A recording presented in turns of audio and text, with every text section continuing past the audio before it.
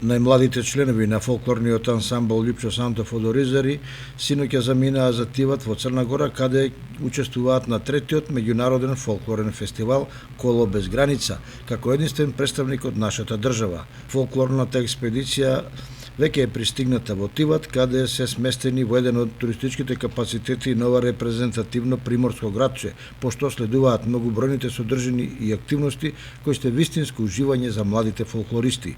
Покрај настапите со фолклорот што го негува овој ансамбл, за учесниците се предвидени крстарење со брод, посета на светски познатата Бока Котровска, на бројни знаменитости и неповторливи убавини на Црногорското приморје.